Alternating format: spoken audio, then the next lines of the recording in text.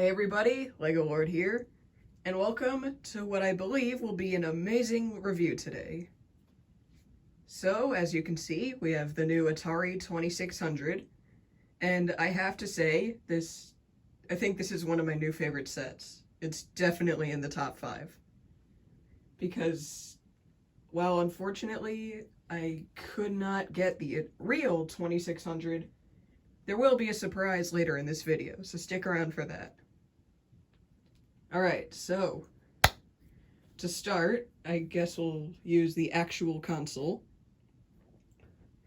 I believe it's almost a real 1-to-1 scale, and just all the details are perfect.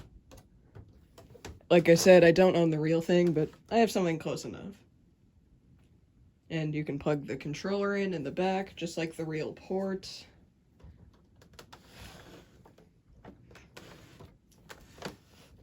And all of the switches can be toggled. So power, on, off. And for the TV type, you can do color or black and white. And for the games, for the game select and the game reset, these are actually on rubber bands, so they bounce back up. So that's a cool detail. And the controller, while we're still talking about the console, it's almost a real 1-to-1 scale of the real-life controller. Unfortunately, you can't press the button, but the joystick does move in a full 360 motion, although just a fair warning, it does break off kind of easily. But yeah, oh jeez. Up, down, left, right, 360, all of it. It's perfect. And it can be plugged in and out, naturally. Just like the NES. Okay, and there's only 2 more things on the entire console that really need to be displayed.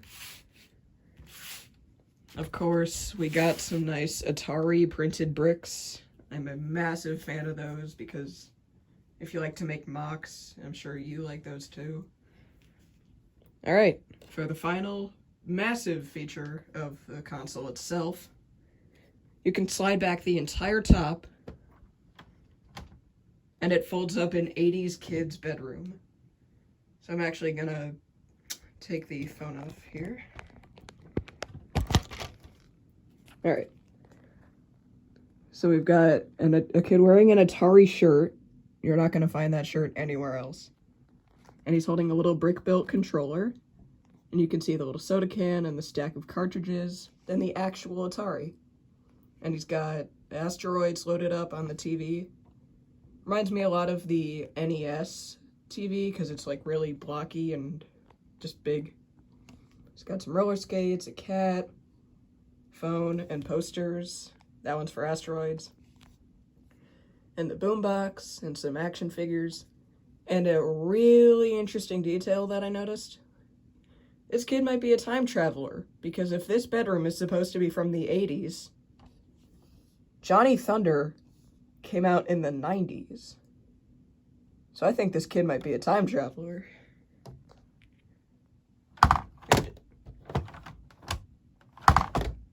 Alright.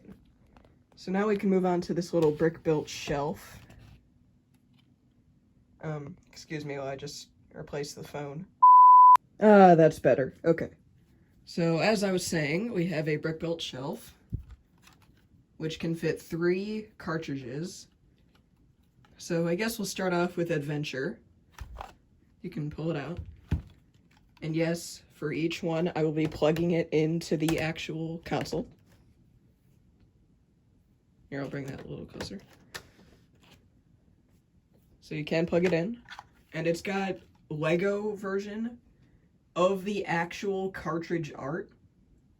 So I'm going to put this over to the side, and I'll show you the real cartridge art from Atari on the right. Look how accurate that is. Yeah, and it's got the name on it, and a little green piece on the inside for all the computer chips. And now I can show you the adventure diorama. So it's got the castle from the final level and the dragon with a little flame coming out of its mouth. It's somewhat adjustable in the tail. Excuse me for one moment. That was not meant to happen.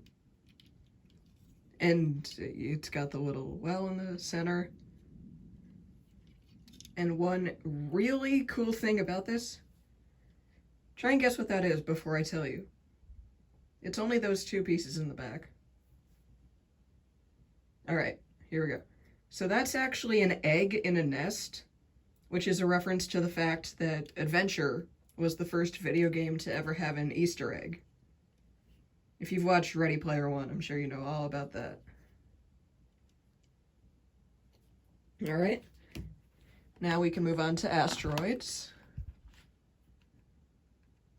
Nice cover right there. Again, it's the Lego version of the real thing. I'll compare them right now. Okay. I'm gonna just plug it in.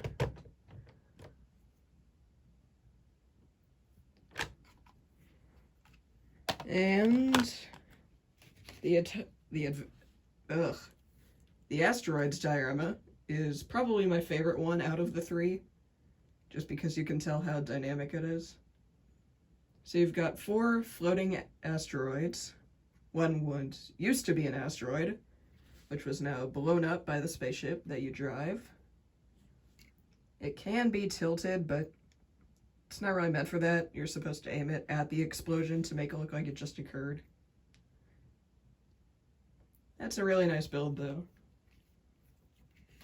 And then lastly, my personal favorite out of the games, Centipede. And also, I would say that this is the most accurate cover art. Look at how well they did that. I mean, seriously.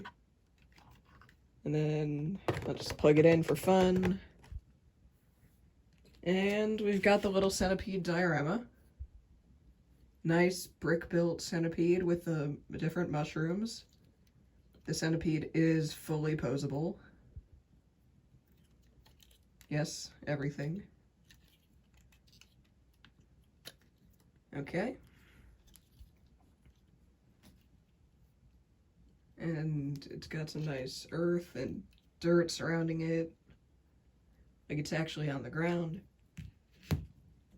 So, oh, let me take this out. As I mentioned about that final surprise towards the end of the video, it's right here. It's not exactly the 2600, but I happen to own an ATARI Flashback 2. It looks almost exactly the same, aside from the obvious switch versus button. And you can probably guess that yes, because it's the ATARI, it comes with the iconic joystick controller. Not Lego built, mind you.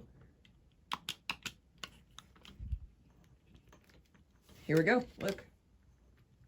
It's almost a 1-to-1 comparison. Look at that design, seriously.